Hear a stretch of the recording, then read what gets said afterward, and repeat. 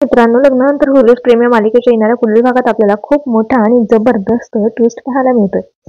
मित्रांनो, आता आपल्याला पाहायला मिळतंय की पार्थ आणि काव्या घरी परत येत असतात. ते मोठ्या गाडीत असतात, पण वाटेत असताना नंदिनीच्या आश्रमातली एक ताई मिळते आणि ती सांगू लागते की माझ्यासोबत माझ्या भावाची बायको आहे आणि तिच्या पोटामध्ये खूप दुःख लागलं.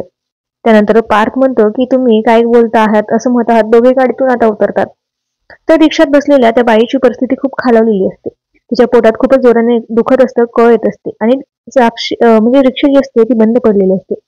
पार्थ म्हणतो की आपल्याला लवकर यांना हॉस्पिटलमध्ये घेऊन जावं लागेल. तर इकडे नंदिनी आता जीवाला सांगत असते की मी बाहेर चालली आहे. त्यावर जीवा म्हणते की नंदिनी तू नक्की कुठे चालली आहे, मला तरी सांगून जा ना. तर नंदिनी म्हणते की मी माझं मॅनेज करेल आणि हे काम खूप महत्वाचं आहे. त्यावर जीवा म्हणतो की ठीक आहे नंदिनी, तुला मला नाही सांगायचंय ना कुठे जातेस, मी नाही येणार तुझ्यासोबत, पण मला माहित राहिलं राहिलं की तू कुठे चाललीस. नंदिनी म्हणते की नाही, मी माझं मॅनेज करेन आणि माझी काळजी करू नका, मला काही होणार नाहीये. तर नंदिनी कुठे नाही तर दीपकला भेटायला आता जेलमध्ये आलेली असते आणि दीपकला सांगत असते की मला तुझ्या मदतीची गरज आहे. एक मित्र म्हणून तू माझी मदत करशील का. तर दीपकचा प्लॅन वेगळाच असतो मित्रांनो. त्यामुळे आता पुढे काय होईल हे सगळं पाहणं रंजक आहे. पण तुम्ही मालिका पाहताय का, मालिका तुम्हाला आवडते का, ते कमेंटमध्ये नक्की कळवा. धन्यवाद.